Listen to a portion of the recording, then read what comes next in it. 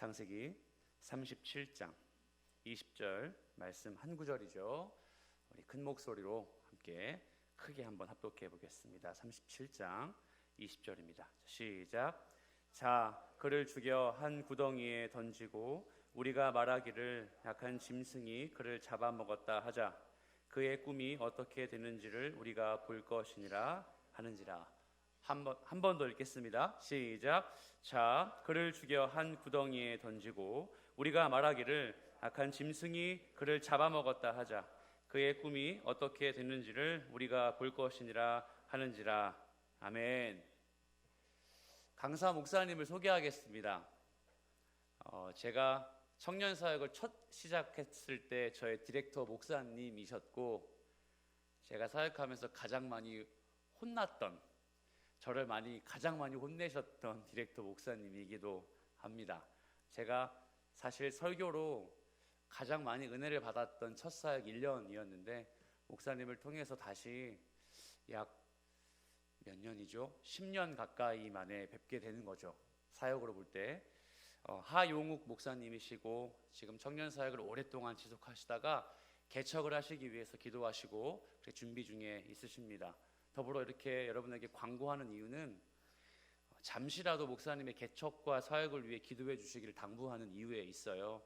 우리가 두 번의 집회로 잠시 만나겠지만 은혜 간구는 역사하는 힘이 있다 말씀하시는 주님의 말씀처럼 우리가 함께 기도로 후원하는 그런 동역자의 관계가 되길 소망합니다. 아멘. 목사님 나오실 때에 큰 박수로 목사님 모시도록 하겠습니다.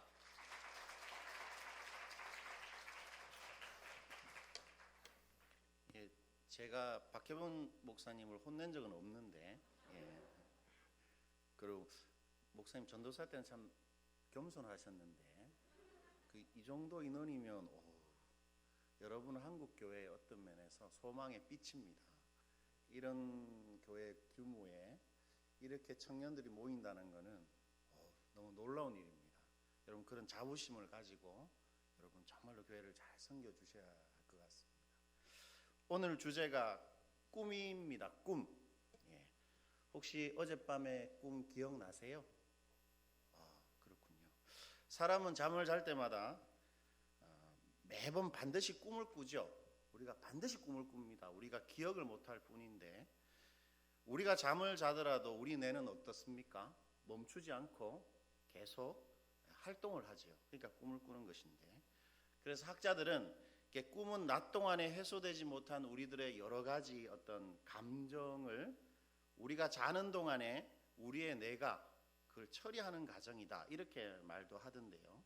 그러니까 어떤 면에서 이제 꿈은 하나의 치유 과정 같은, 그리고 우리 몸의 건강 상태, 특히 문제가 생긴 육체의 상태에 뇌가 효과적으로 반응을 하는 것, 그것이 바로 꿈이다, 이렇게 말하더라고요. 때문에 꿈은 하나의 정신적인 해소 과정이라 할 수 있습니다. 때문에 꿈을 우리의 뇌가 구태여 저장하려 하지 않는 겁니다. 우리 몸에서 빨리 해소해야 될 무엇이기 때문에 꿈을 꾸고 나면 우리 뇌가 그 꿈을 기억하지 않고 이렇게 없애버리는 것이죠. 때문에 여러분 그 꿈에 대해서 우리가 그렇게 민감하게 반응할 이유가 별로 없는 것입니다. 가끔 저희 아버지께서 전화가 오셔서 오늘은 운전을 하지 않았으면 좋겠다, 그렇게 말하십니다. 왜냐하면 꿈에 내가 교통사고가 났으니까 넌 오늘 이제 운전하지 말라.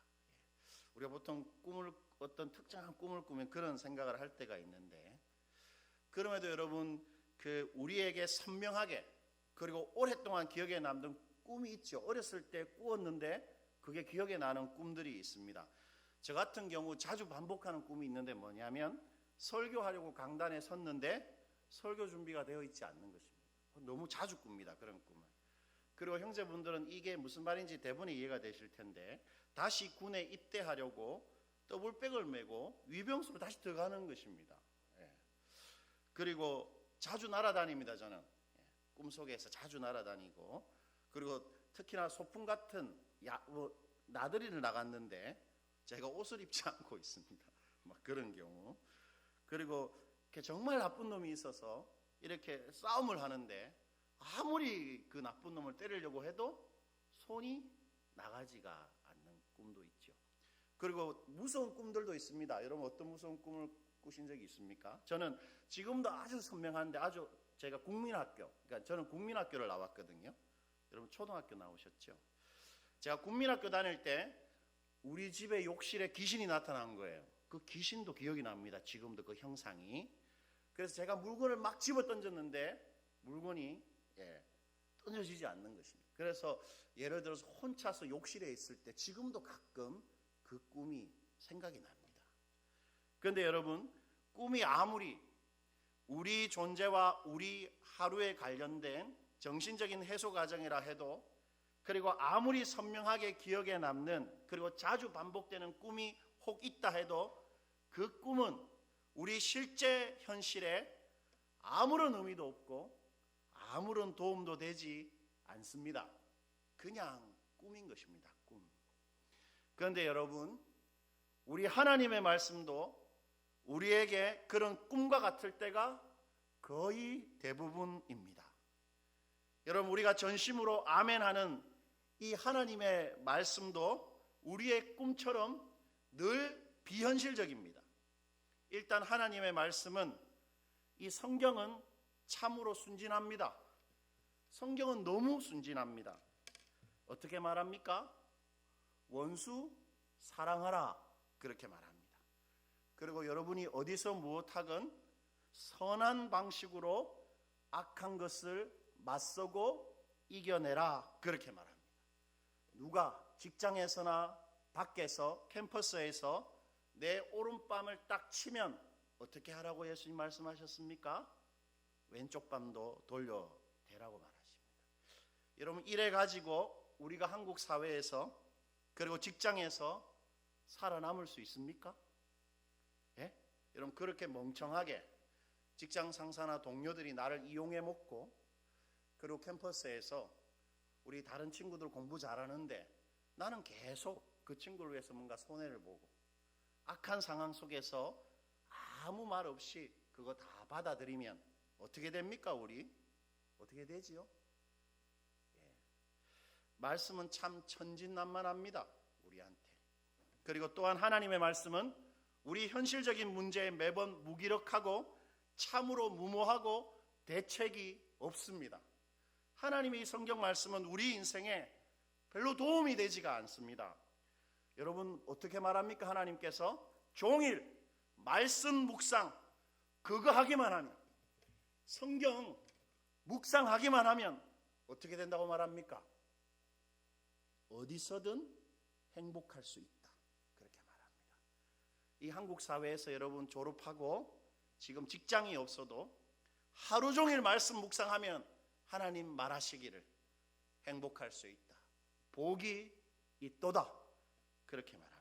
복 있는 사람은 오직 여호와의 율법을 즐거워하여 그의 율법을 주야로 묵상하는 자로다.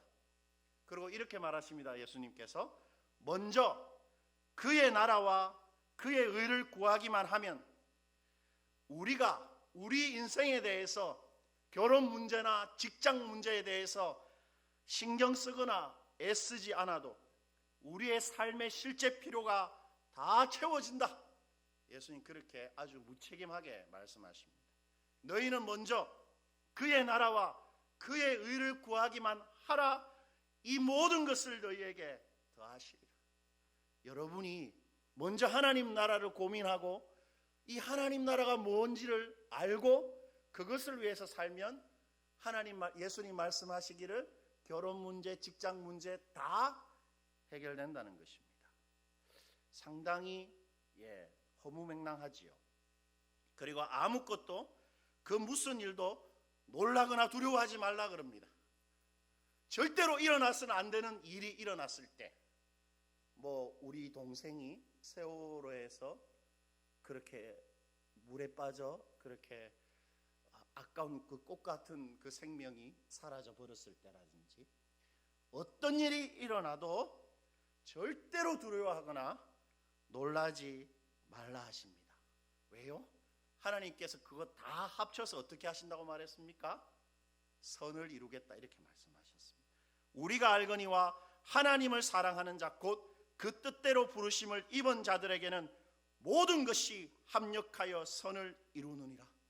누구한테도 말할 수 없는 내 어렸을 때의 그 부끄러운 일, 지금 내가 계속 실패하는 거, 우리 부모님이 이혼하고 내 주변에 일어나는 모든 악한 일들, 기쁜 일들 다 합해서 하나님이 제일 좋은 것 만들어내신다고 말합니다. 과연 그렇습니까, 여러분? 진짜 그럴까요? 하나님 사랑하고 이웃 사랑하는 것이 삶의 목표라면, 결혼도 하나님 사랑하고 이웃 사랑하기 위해서 하고, 대학도 하나님 사랑하고 이웃 사랑하기 위해서 가고, 삼성이든 LG든 상관없이 하나님 사랑하고 이웃 사랑하기 위해서 살면, 그것이 목표면 반드시 보배의 백성, 하나님께 보석과 같은 존귀한 백성이 된다. 하나님 그렇게 말하고 있습니다. 여러분, 이렇게 우리가 살 수 있겠습니까, 여러분? 사실 도움이 안 됩니다. 여러분, 이런 말씀이 우리 현실에 정말 의미가 있고 여러분에게 실제적인 도움이 되지 않는다는 그 사실을 우리가 알고 있고, 여러분 목사님이나 소그룹에서 나누지는 않지만 마음속에 딱 가지고 있지요. 우리 현실은 장난이 아닙니다. 한국 사회는 우리에게 자주 가혹하고 너무 무정합니다. 제가 최근에 하나님이 계속 기도하면서 뭐 이렇게 음성을 들은 건 아닙니다. 그런데 서울의 서초구에 있는 쪽에서 살았으면 좋겠다라는 마음을 주셔가지고, 돈이 없잖아요. 목회자는 돈이 없는 게 당연하니까. 돈이 없어요. 그러니까 전세는 말할 것도 없고 뭐 월세도 없는 셈인데, 그래서 아내한테 한 500만 원 정도는 우리가 제2금융권에서 빌릴 수 있잖아요. 그래서 빌려가지고 일단 계약을 하자. 집 계약. 5천만 원짜리 보증금에 이렇게 월세 내는 집 계약하자. 500만 원 있으면 10% 이제 계약금이 걸지 않습니까? 그래서 서울에 무작정 비행기 타고 와서 집을 보고 500만 원 빌린 거 가지고 계약금을 다 걸었습니다. 그럼 어떻게 될까요? 하나님 말씀하셨으니까 하나님이 알아서 5천만 원 만들어 주시겠다 생각하고, 그 계약하면 은행에 가면 돈을 빌려주거든요. 돈을 빌려줍니다. 집 계약하면 그 집 담보로 은행에서 돈을 빌려줘요. 그 전세 대출이라고 그러는데, 여러분 아시죠? 저는 처음 알았어요. 어쨌든 그래서 은행에 찾아갔더니 저와 아내를 사람 취급도 안 하더라고요. 왜냐하면 저희들은 무직자들이니까, 뭐 세금 내지도 않고 무직자들이니까. 근데 신땡 은행에서 돈을 빌려주겠대요. 우리 문재인 대통령이 주시는 돈인데, 서민들을 위한, 무직자들을 위한 디딤돌 대출이라고 그걸 빌려주겠다. 3,300만 원 해주겠다는 거예요. 그래서 이거 틀림없이 된다 이렇게 말하고, 역시 우리가 믿음으로 한 발 디디면 하나님께서 도와주시는구나.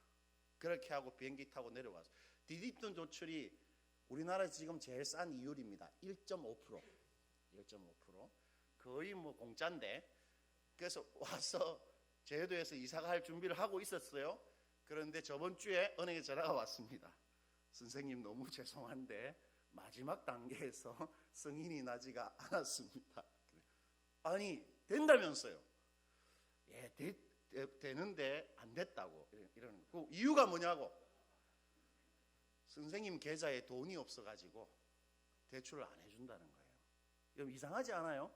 우리 문재인 대통령께서 돈 없는 무직자들을 위해서 은행에 돈을 줬어요.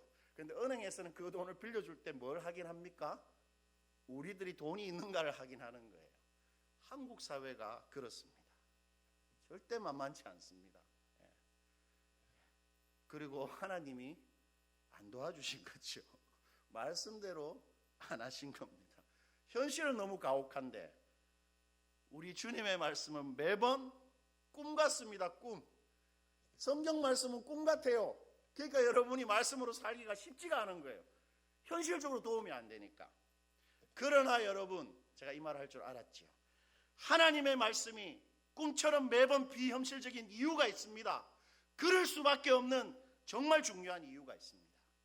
말씀이 우리에게 늘 허무맹랑하고 비현실적일 수밖에 없는 이유는 이 하나님의 말씀이 우리를 창조하고 이 세상을 창조한 창조자의 말씀이기 때문입니다. 여러분이 매주 듣고 매일 묵상하는 이 말씀이 이 세상을 초월해 있는 절대자의 말씀이기 때문입니다. 약간 좀 어려워집니까? 하나님의 말씀이 초월자의 창조의 말씀이라는 것은 이런 뜻이 있습니다. 첫 번째, 말씀이 우리 현실을 만들었다는 것입니다.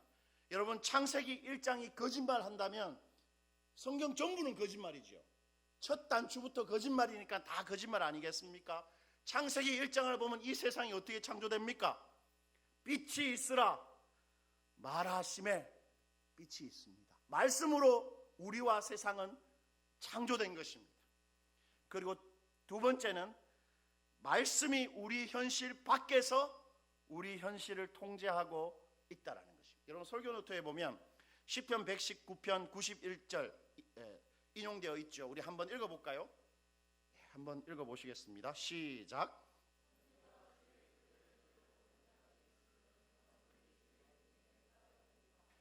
천지, 이 모든 것 우리까지 포함해서 그게 어떻게 오늘까지 있습니까?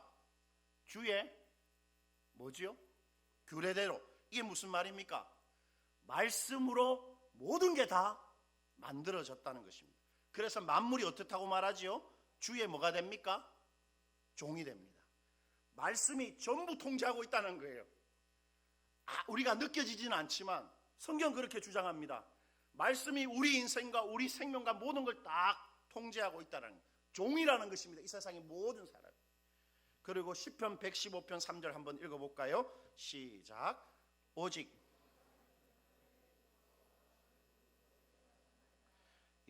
하나님 하늘에 있습니다. 어디 있습니까, 여러분? 하늘이 어디입니까? 이 세상을 초월해 계시다는 말입니다. 이 뜻이 하늘에 계시다는 말이, 하나님은 이 세상 안에 없고 이 세상 밖에 있는데 하나님이 어떻게 하십니까? 어떻게 하시죠? 자신이 원하시는 모든 것을 어떻게 합니까? 다 하십니다. 통제하고 계십니다. 완벽하게 세상 밖에서. 여러분, 좀 이게 제가 무슨 말 하는지 이해가 됩니까? 여러분의 교양 수업보다 쉬운데, 우리가 뭔가를 만들면 어디서 만듭니까? 이 컵을 만든다. 어떻게 만들죠? 컵 안에 들어가서 만듭니까? 밖에서 만든다는 말입니다. 그리고 우리는 우리가 만든 그 창조물을 온전히 통제할 수 있습니다. 내가 만들었는데 이거 내가 어떻게 할 수 있습니까? 컵으로 사용할 수 있고, 부부 싸움할 때 던질 수도 있고, 뭐 여러 용도로 사용할 수 있습니다. 이걸 깨트려 버릴 수도 있죠. 온오프 할 수 있고, 살릴 수도 있고, 죽일 수도 있는 것입니다. 내가 만든 창조물은 내 마음대로 완벽하게 통제할 수 있습니다. 때문에 하나님의 말씀이 원인과 결과로 똘똘 뭉쳐져 있는 우리 현실에서는 그 인과 법칙을 벗어나 있는 것입니다. 왜요? 이 세상 밖에 있기 때문에. 그래서 우리가 하나님의 말씀이 우리가 생각하는 원인과 결과로 이루어지지 않으니까 안 믿어지고 허무맹랑하고 나한테 도움이 안 되는 꿈과 같은 말씀이다, 이렇게 우리 마음속에 딱 생각하고 있는 것이지요.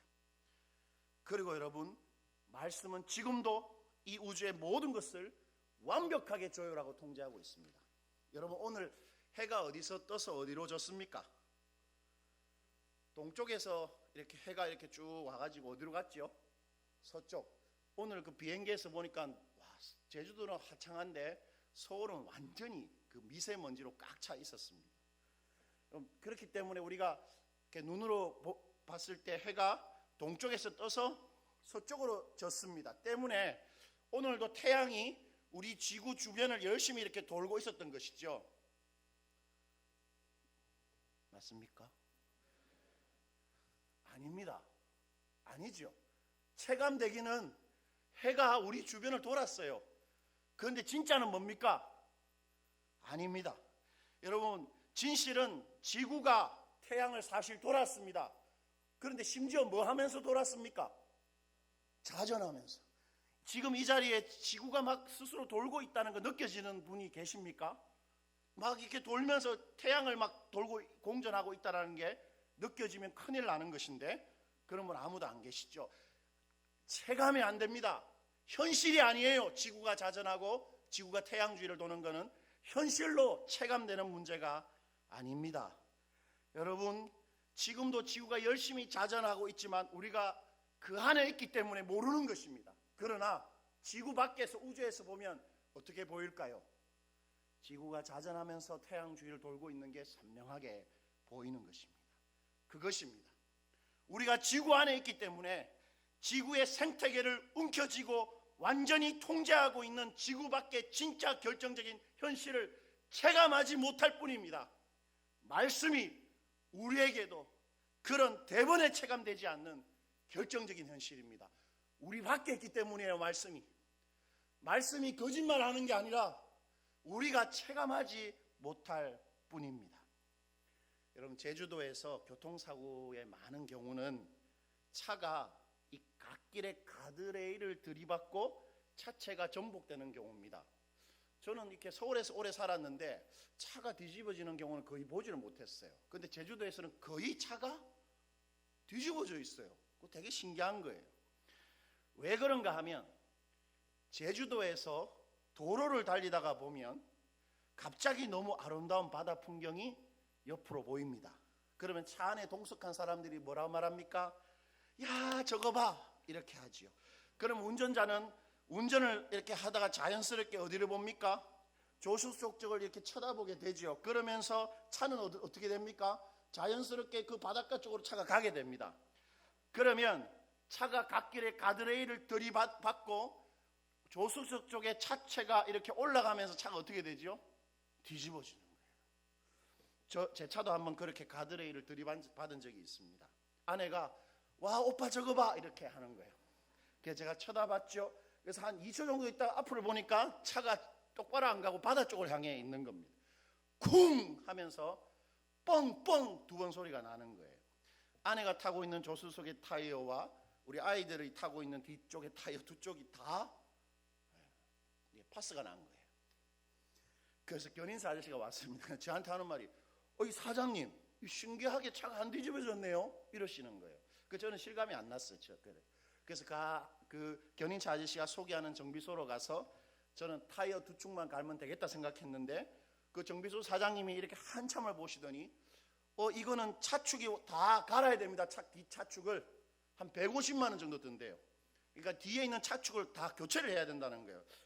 이 사람이 나를 속이려고, 내가 잘 모르니까 그럴까 봐 제가 안 믿어 하니까 사장님이 긴 쇠자를 가지고 와서 이렇게 차에 딱 차축이 되니까 5cm 차이가 나는 거예요. 이쪽과 이쪽이. 그러면서 저는 눈물이 핑 돌았습니다. 그거 딱 보자마자 차축이 삐뚤어지도록 사고가 났는데 내 차가 뒤집어지지 않았구나. 뒤집어졌으면 어떻게 됐겠어요? 애들도 있었는데. 그러면서 저는 갑자기 하나님께서 만드신 우주 은하계 전체가 이렇게 생각이 났습니다. 우리 하나님이 말씀으로 만드신 은하계의 수억만 개의 별들이 지금 뭐 하고 있습니까? 계속 돌고 있습니다. 이렇게 돌고 있습니다. 그런데 만약 그 별들의 궤도에 5cm가 아니라 0.0000001mm의 오차만 생기면 어떤 일이 벌어질까요? 자매들 무슨 말인지 모릅니까?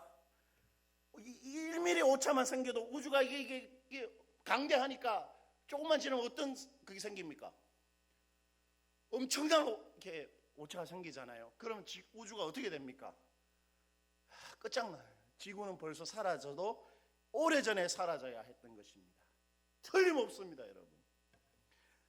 누군가가 완벽하게 통제하고 있는 것입니다. 말씀이 우주 전체를 완벽하게 통제하고 있는 것입니다. 저의 차를 보이지 않는 하나님이 지켜주셨다고 제가 믿는 것처럼 말씀이 여전히 이 세상을 완벽하게 통제하고 있는 것입니다. 오늘 본문의 주인공이 요셉의 꿈도 바로 그런 창조자의 말씀입니다. 여러분 20절, 오늘 본문 20절 한 번 더 읽어보죠. 오늘 본문 20절입니다. 시작.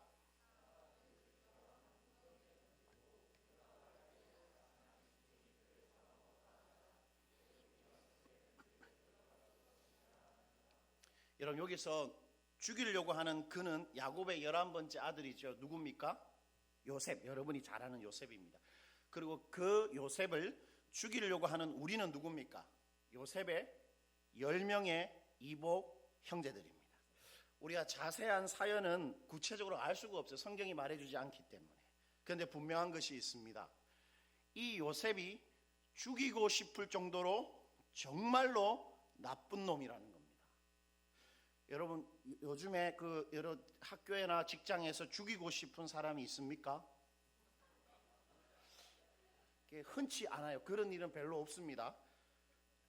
뭐 밉고 저 사람 좀 뭔가 어떻게 에이, 코로나 걸려버려라 뭐 이런 마음은 들지만 죽여야 되겠다 이런 사람은 만나보기가 거의 어렵습니다. 그런데 요셉은 10명입니다. 10명. 그것도 물론 어머니가 달랐지만 아버지가 같은 형들인데 자신의 동생을 그것도 10명의 형들 모두가 죽이고 싶어 했다는 것입니다.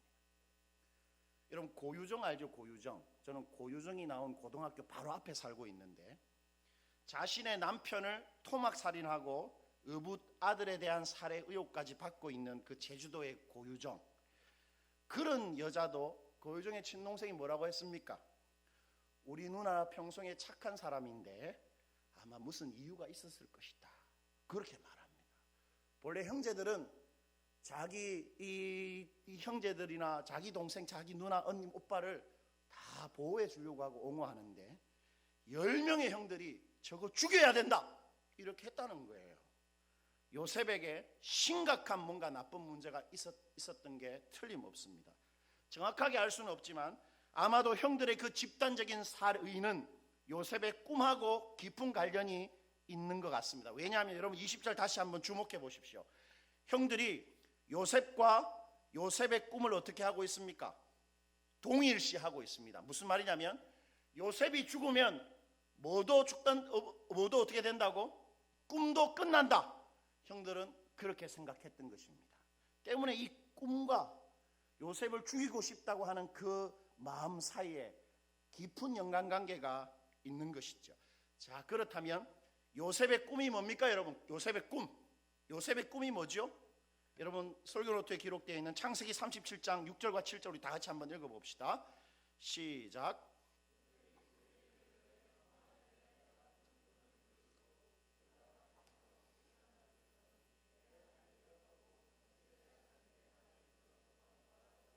그리고 두 번째 꿈은 창세기 37장 9절인데 이것도 크게 한번 읽어보죠. 시작.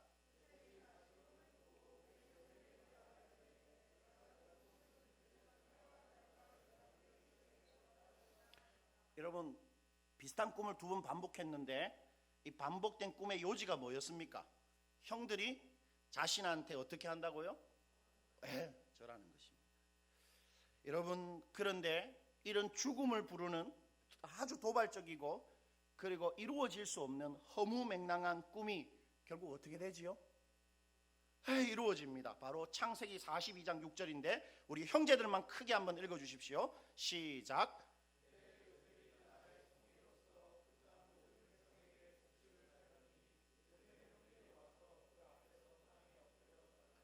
있는 그대로 이루어집니다. 엎드려 절하매.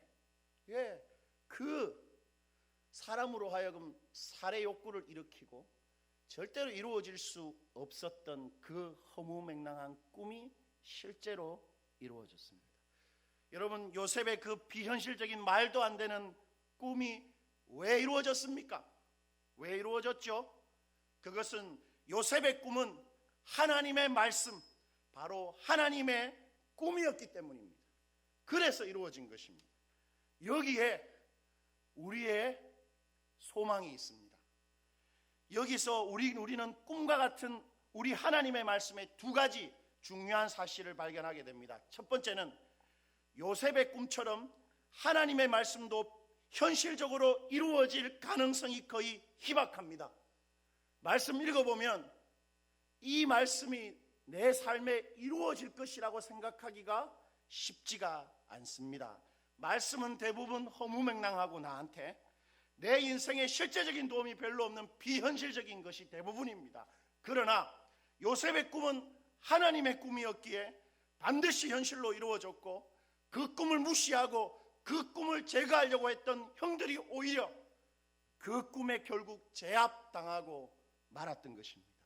때문에 우리가 하나님의 꿈을 꾼다면, 우리가 정말로 사라질 꿈이 아니라 하나님의 꿈을 꾼다면, 다시 말해 말씀이, 이 꿈과 같은 허무맹랑한 말씀이 우리의 청춘, 우리의 인생이 되기만 한다면, 그 하나님의 꿈, 하나님의 말씀도 요셉에게 그랬던 것처럼 반드시 우리들한테도 이루어지게 되어 있는 것입니다.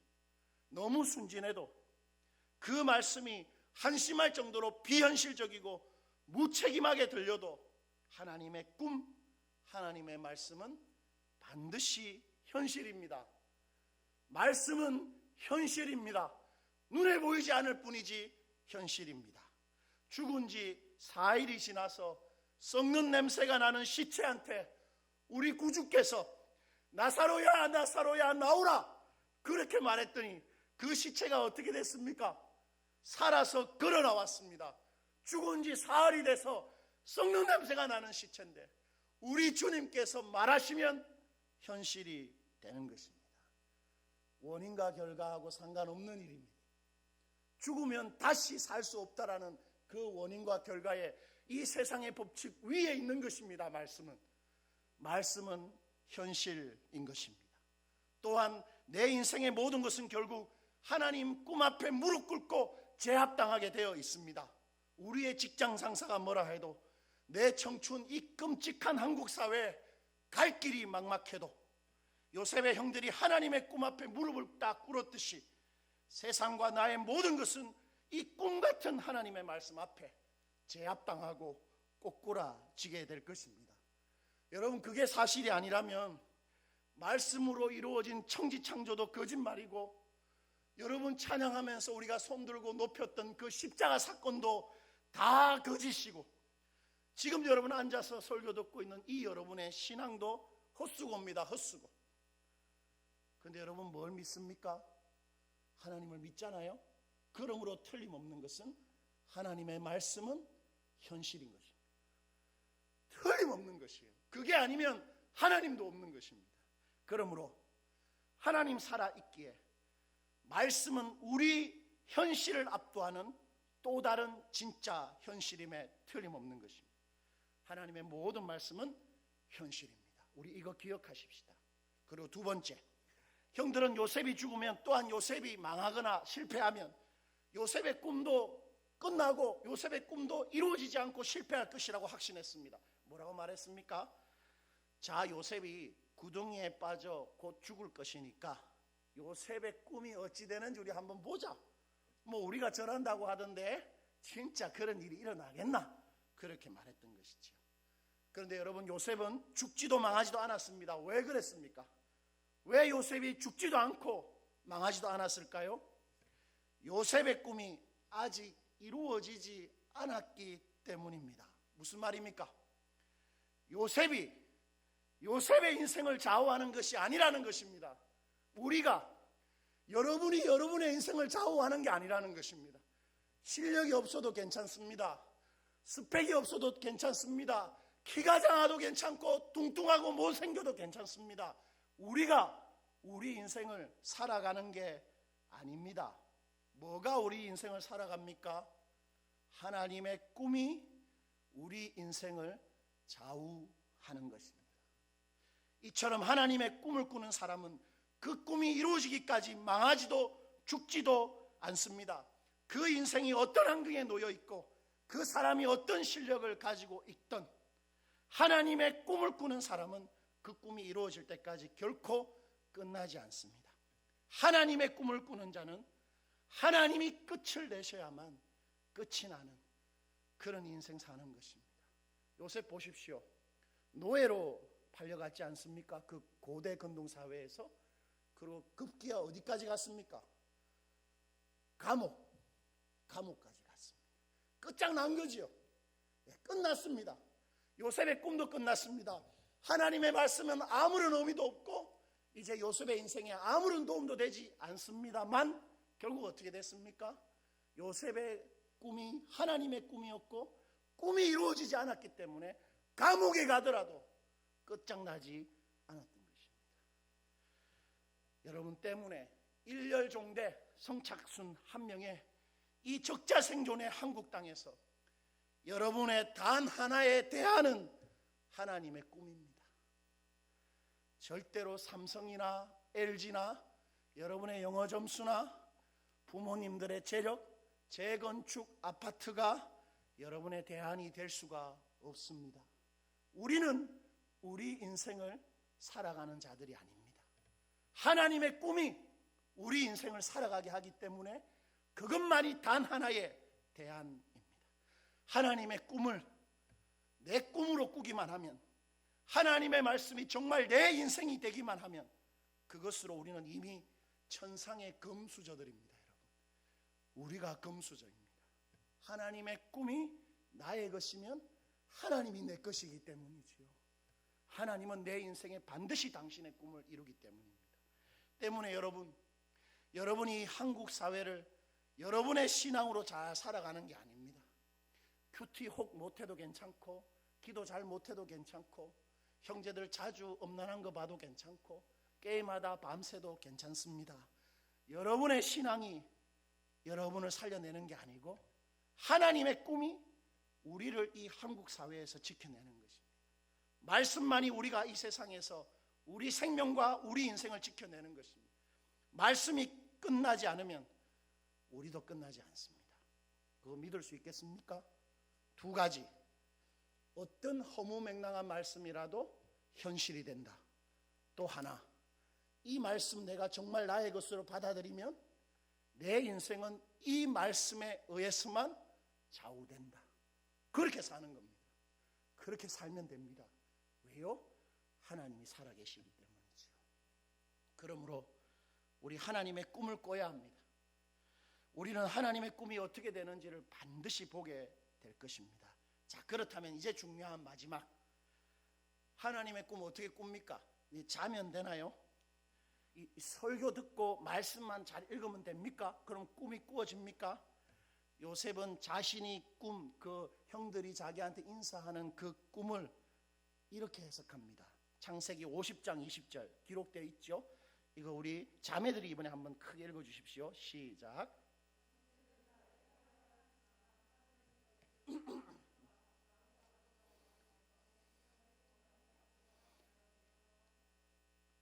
요셉의 형들이 요셉에게 절하게 되는 그 꿈, 그 말씀 사건을 요셉이 어떻게 해석했습니까? 어떻게 해석했죠? 그 꿈을 어떻게 해몽했습니까? 여러분, 이렇게 해석했습니다. 하나님이 당신의 백성의 생명을 구원하려고 하나님 나라를 이 땅에 이루어 가시려는 하나님의 부르심으로 해석하고 있습니다. 여러분, 다시 한번 그 구절을 보십시오. 창세기 50장 20절을 보니까 그 꿈의 이유는 오늘과 같이 뭐 하려고? 많은 누구요? 하나님의 백성의 생명을 어떻게 해요? 구원하려 하시. 바로 요셉의 꿈이란 하나님의 백성을 살리시고 하나님의 백성을 번성케 하시기 위한 하나님 나라의 부르심입니다. 그러므로 하나님의 꿈이란 하나님의 부르심입니다. 그 하나님은 하나님의 나를 향한 부르심, 그 하나님 나라의 소명이 있는 자가 하나님의 꿈을 꾸는 사람입니다. 그러한 소명으로서 하나님의 꿈을 꾸는 사람만이 진짜 의미 있는 인생을 사는 사람입니다. 왜냐하면 우리 인생의 많은 바람은 꿈처럼 다 사라질 것이지만 하나님의 소명은 우리 인생에 반드시 이루어질 진짜 현실이 될 것이기 때문입니다. 요한일서 2장 17절이 그것을 이렇게 말하죠. 우리 다 같이 한번 읽어볼까요? 이 세상도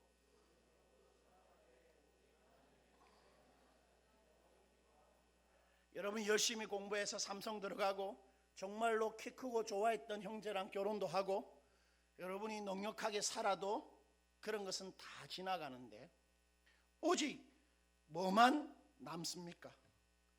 하나님의 뜻을 행한 그것만 남는 것입니다.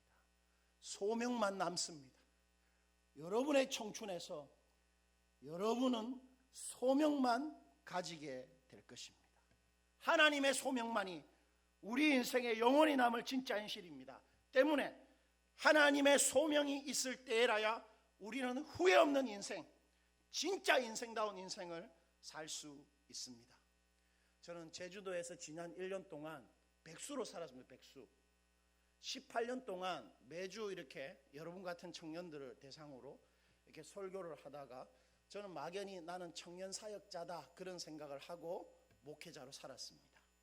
근데 제주도 가서 백수가 되어 보니까 뭘 깨달았냐면 17년 동안 목회하면서 하나님한테 안 한 게 제가 있었다는 사실을 알았습니다. 뭘 안 했냐면 주님, 제가 어떤 목사가 되어야 되는지를 물어보지를 않았던 것입니다. 왜 안 물어봤을까요? 목사가 소명인 줄 알았거든요.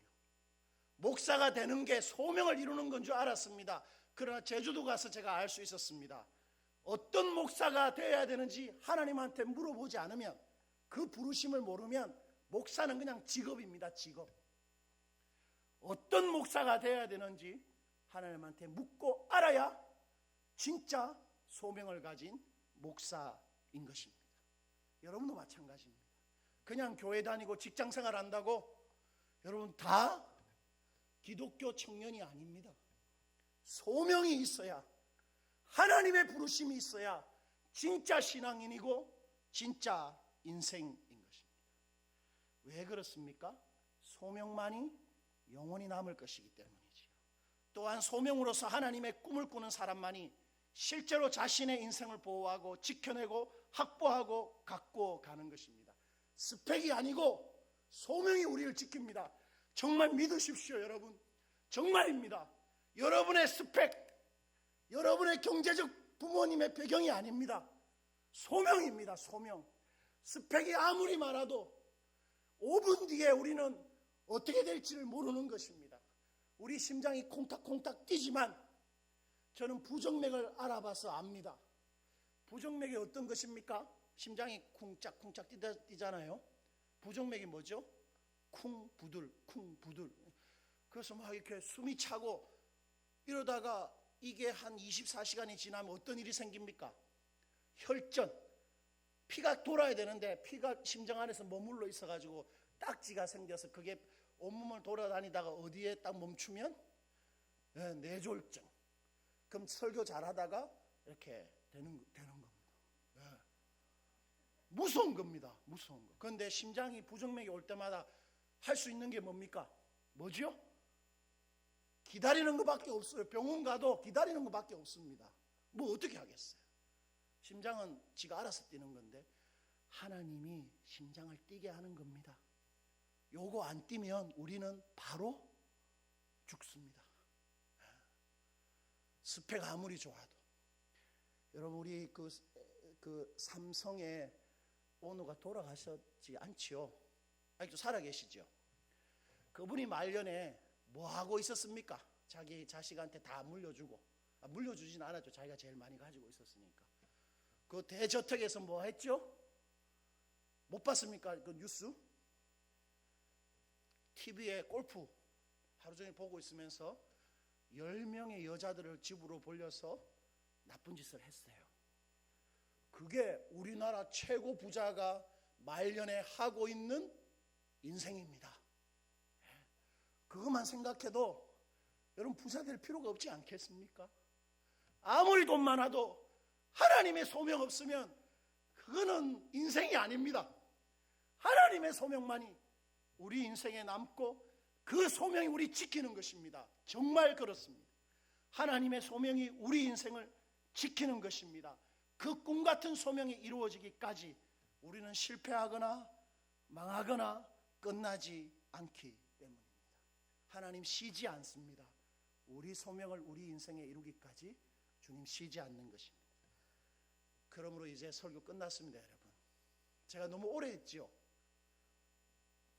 제가 이게 거의 석 달 만에 설교를 하니까 이게 제가 조절을 못해가지고 목이 너무 쉬어버렸네요. 죄송합니다. 그럼 마지막인데 조금만 잘 들어보십시오. 그러므로 우리는 무슨 일이 있어도 하나님의 꿈을 꿔야 되지요. 어떻게 하는 것입니까? 제가 생각할 때는 세 가지입니다. 첫 번째, 묻고 듣고 그것에 우리 목숨을 거는 겁니다.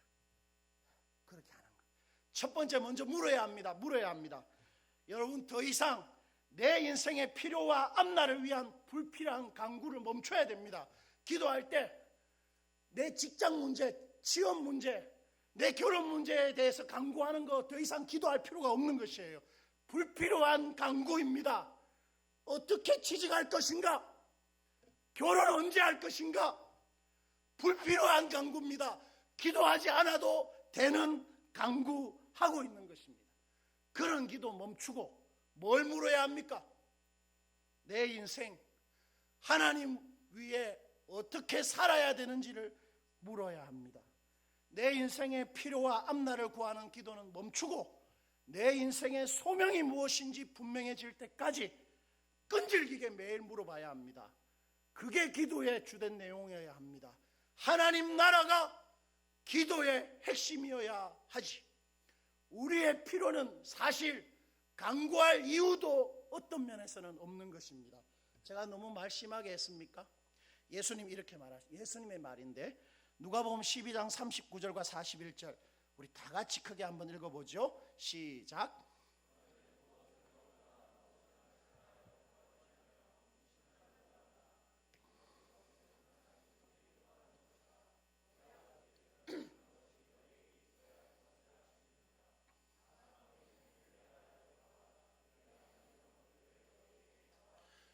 제가 왜 그렇게 말하는지 아시겠지요? 어떤 회사에 1억서를 설지, 결혼 누구와 언제 할지 그런 인생의 중요한 것은 아예 구하지 말라 말하십니다. 한번 보십시오. 예수님이 뭘 말합니까? 무엇을 먹을까, 무엇을 마실까 하여 어떻게 해요?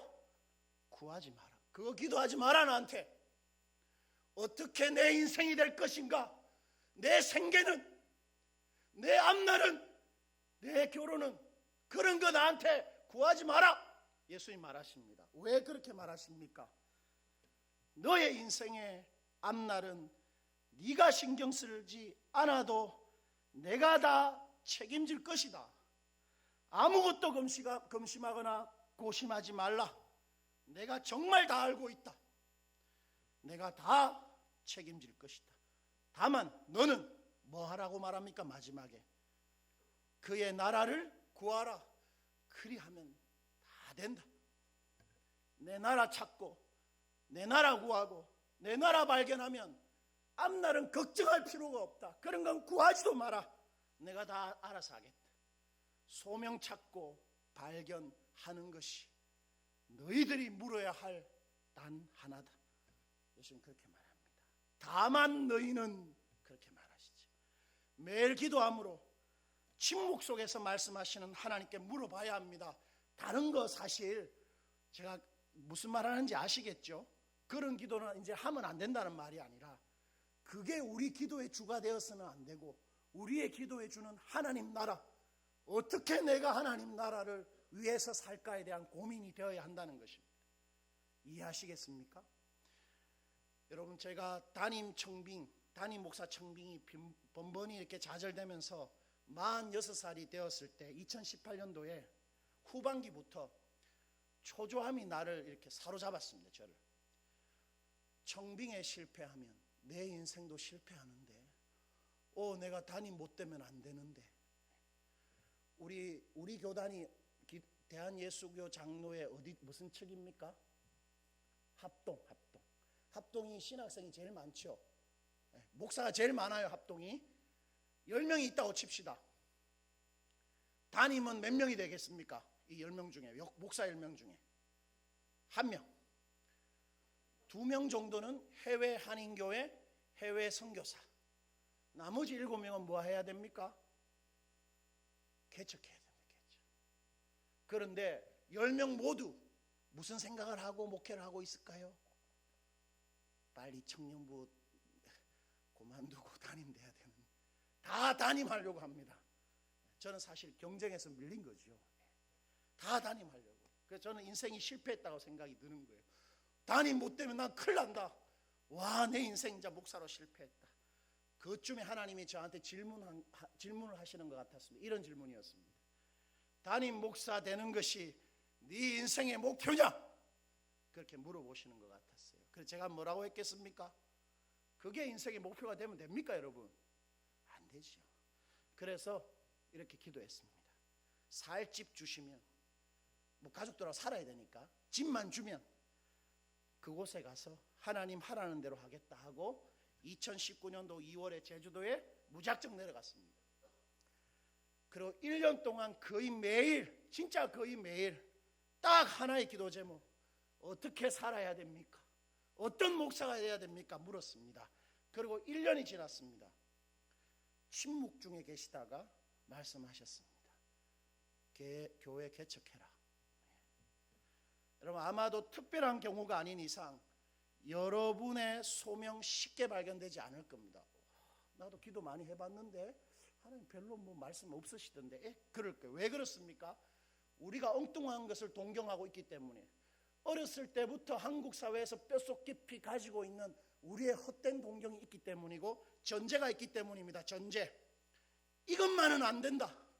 하나님 이것만은 안 돼요. 내 인생에 이거는 있어야 돼요. 그 전제가 우리의 이 마음에 딱 자리 잡고 있기 때문에 잘 안 보입니다. 안 들립니다. 물어봐도 안 들리는 것입니다. 그러나 여러분, 진짜 소명 알고 싶어서 물어본다면 반드시 알려주실 것입니다. 저에게도 그랬습니다. 한 달 전에 하나님이 이런, 물론 음성으로 들린 건 아닙니다. 그런데 내 마음속에 말씀 보다가 이런 질문을 하시는 것 같았어요. 용우가, 네가 10년 후에도 장로 하나 없는, 자립하지 못한, 생계를 걱정해야 되는 그런 시시한 개척교회 목사가 돼도 괜찮겠는가? 10년 후면 제가 이제 60살이니까 60살이 돼도 성도 한 20명밖에 없는 개척교회 목사 해도 되겠는가 물어보셨어요. 시시한 사람 돼도 되겠는가? 대답하기가 쉽지 않았습니다. 그런데 대답했습니다. 예, 후회하지 않겠습니다. 그러고 나니까 어떤 마음이 생긴 줄 아세요? 겁날 것이 하나도 없었습니다. 그래서 서초동 가서 그 집 계약한 거예요.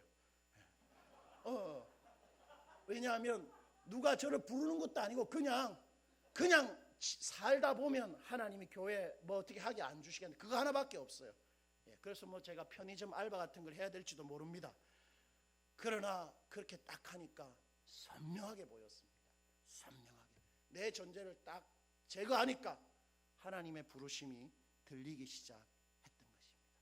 그러므로 물어보십시오. 청춘의 때 물어보십시오. 빨리 물어보십시오. 그러면 더 빨리 행복해지는 겁니다. 진짜입니다, 여러분. 소명이 우리 인생 지키는 것입니다. 그리고 두 번째는 들어야 됩니다. 들어야 돼. 어떻게 됐습니까? 하나님이 말합니까, 여러분? 하나님이 말씀하시던가요? 하나님 말이 없으세요. 너무 많이 말을 말씀하셨는지 말이 없으세요. 아무리 기도해도 말 한마디 나한테 안 하셨습니다. 이때까지 말이 없었어요. 우리 하나님은 감각 데이터가 없는 분입니다. 안 보입니다. 안 만져지고 목소리가 없어요. 하나님은 오직 이 말씀 외에 우리에게는 다른 감각 데이터가 없으십니다. 그래서 하나님은 뭐지요? 영입니다. 영이에요. 그러므로 말씀 없이 하나님에 대한 참되고 바른 체험이 불가합니다. 매일 말씀 보고 묵상하지 않는 사람은 매일 하나님에 대한 애정과 대화 없이 살고 있는 것이 틀림없어요, 여러분. 틀림없습니다.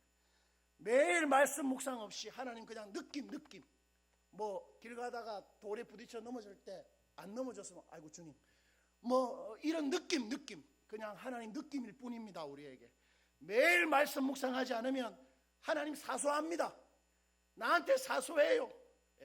중요한 분이 될 수가 절대로 없습니다. 여러분, 예수님은 이렇게까지 말씀하셨어요. 누가복음 8장 21절, 우리 이것도 한번 읽어보죠. 시작.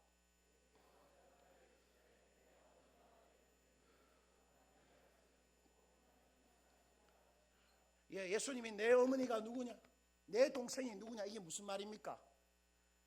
내가 내 목숨 걸고 내 가족처럼 나와 관계 있는 진짜 예수 믿는 사람이 누구냐? 이렇게 말하죠. 누굽니까? 딱 하나 있습니다. 누굽니까? 하나님의 말씀을 듣고 행하는 것입니다. 단언하신 거지요. 물론 매일 말씀 본다고 하나님 사랑하고 소명 발견하는 것이 아닙니다. 전 사실 제주도에서 거의 매일 한 2시간 이상을 말씀 본 것 같아요. 그렇다고 해서 절대로 제가 하나님 사랑하는 게 아니에요. 오히려 우리 아내가 더 낫습니다, 저보다. 예. 아내가 일을 했는데 말씀 큐티 안 한다고 제가 계속 쫑꼬를 줬지만 아내가 훨씬 저보다 나아요. 저는 매일 인상 팍 쓰고, 예? 막 위에 아이들이 층간 소음이 있으면 당장 가서 이렇게 막 이렇게 하려고 하고 막. 저는 내가 왜 제주도에 이렇게 있어야 되는지 계속 불만이 막 쌓여 있었어. 매일 말씀 묵상하면서도. 근데 아내는 어허 인상 펴라 이렇게. 이 녹화하는 거 아니죠? 아내는 말씀 안 보는데도 그렇게 하는 거예요. 여러분 말씀 매일 본다고 하나님 사랑하고 그분 소명하는 거 아닙니다. 유대인들 보십시오. 바리새인들 말씀 매일 봤는데 예수님 죽여버렸잖아요. 말씀 매일 본다고 하나님 사랑한 건 아닙니다. 그러나 말씀 안 보면 절대로 하나님의 뜻을 알 수 없고 하나님 사랑할 수가 없어요. 말씀 외에는 다른 체험의 방식이 우리에게 없기 때문입니다. 그러므로 묵상을 시작해야 됩니다. 다시 여러분 큐티해야 됩니다. 큐티. 가능하면 같은 본문으로 묵상하고 나누는 소그룹이 있어야 됩니다. 그리고 매일 들어야 됩니다. 말씀을 통해서. 그래야 정확하게 들을 수 있습니다. 오늘 하루 내 인생의 소명을 위해 우리 하나님께서 어떤 오다를 내리시는지 아침마다 듣고 발견해야 소명이 생기는 것입니다. 이제 마지막입니다. 그리고 마지막으로 듣고 받은 그 소명에 여러분의 생존과 여러분의 앞날을 걸어야 합니다.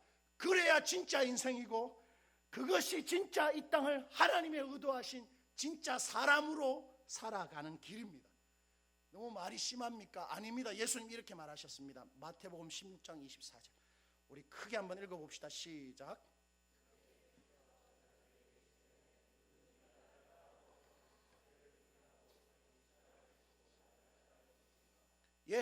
예수님 뭐라고 말했습니까? 진짜 나를 믿는, 나를 따라오는 제자는 뭐 하는 사람이다? 매일 뭐요? 자기를 부인하고 자기 십자가를 지는 것입니다. 무슨 말입니까, 여러분? 십자가가 뭐죠? 자기 십자가가 뭡니까? 불신 부모님인가요? 자기 십자가가 뭐지요? 자기 십자가. 예수님한테 십자가가 뭐였습니까? 하나님의 부르심. 하나님이 이 땅에 보내시면서 시키신 한 가지 일, 우리를 위해서 죽는 것이었죠. 십자가는 하나님의 부르심이 있죠. 하나님의 뜻입니다. 우리한테도 하나님의 뜻이 있으니까 그걸 십자가라고 말하는 겁니다. 십자가는 뭐 하는 데입니까? 누군가를 못 박아서 어떻게 하는 거지요? 죽이는 길입니다. 즉 제자는, 예수 믿는 것은 하나님의 부르심에 내 목숨을 거는 것입니다. 그게 예수 믿는 겁니다. 아니면 안 믿는 겁니다, 여러분. 자기 십자가를 지키지 않으면 능히 나를 따라올 수 없는 거라 말씀하셨습니다. 하나님의 소명을 발견하고 내 목숨을 그 소명에 딱 못 박아서 딱 생명을 걸고 사는 것, 그것이 진짜 사람이고 진짜 인생입니다. 아니면 다 죽은 것입니다. 다 죽은 것입니다. 아들이 있는 자는 생명이 있고 하나님의 아들이 없는 자에게는 생명이 없다 말씀하신 것이죠. 제가 모두에 말씀드린 그 디딤돌 대출 있잖아요. 그거 안 됐잖아요. 근데 아내는 이렇게 생각했답니다. 에이고, 매일 말씀 보고 기도한다더니 진짜 잘 분별했네. 500만 원 얻잖아. 25일 날, 2월 25일 날 잔금 치러야 되는데 잔금은 고사하고 계약금 500만 원 그때는 그쪽 주인이 가져가는 거거든. 그냥 계약이 파기되면. 아이고 500만 원. 그거 어쩌면 마음속으로 저한테 말은 못하고 막 속으로 원망을 했대요. 그러면서 제주도에서 살아야 되는구나 했는데 저는 어떻게 생각했을까요? 자존심 때문이 아니라 그냥 막연히 하나님이 책임지신다. 5천만 원 주겠다라고 성경에 기록되어 있지 않지만 하나님이 책임지신다 하시는 책임지실 거다라고 이제 할 수 있는 건 다 했으니까 그냥 있었습니다. 그런데 3일 전에 뭐 친한 사람도 아니에요. 어떤 집사님이 전화를 해가지고 어떻게 지내네요?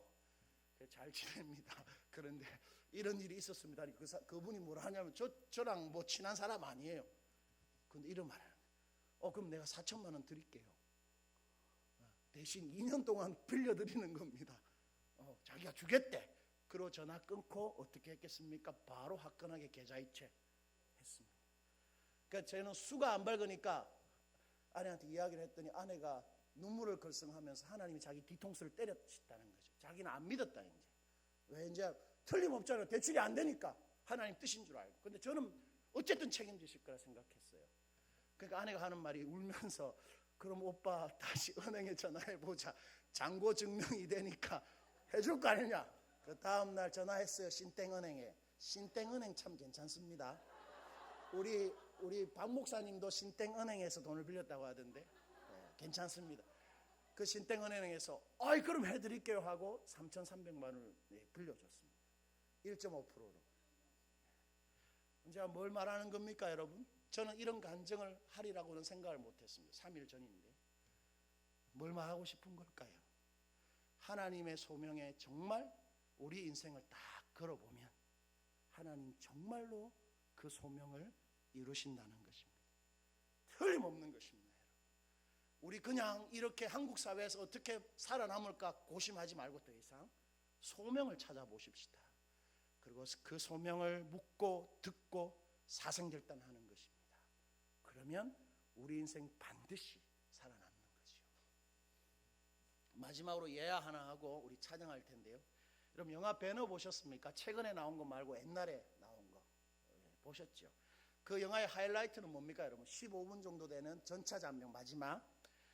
그 전차 장면을 찍기 위해서 15,000명이 4개월간 그때는 뭐가 없었습니까? 갑자기 그 CD 뭐라 그러죠? 디지털 방식 그 뭐라 그럽니까? 그 단어가 기억이 안 나는데 CG가 없었기 때문에 그냥 생짜로 그걸 다 찍어야 됐잖아요. 4개월에 걸렸대요. 근데 그 영화 주인공이 누구지요? 찰턴 헤스턴. 여러분 잘 모르실 텐데 그 사람이 2개월 동안 연습했어요. 마차 모는 거를. 그리고 간신히 몰았습니다.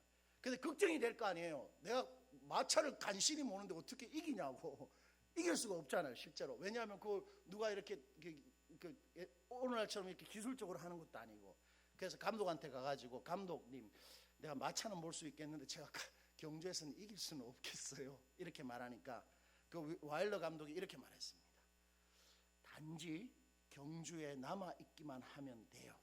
내가 당신 이기도록 해줄 테니까. 그렇게 말했어요. 날카로운 중무기로 이렇게 무장한 메살라의 전차를 그 신형 전차를 그 초라한 베너의 전차가 이긴 이유가 뭡니까? 그것은 사실 베너가 전차를 잘 몰았기 때문이 아닙니다. 윌리엄 와일러 감독이 베너가 이기고 메살라가 참패하도록 각본을 그렇게 썼기 때문입니다.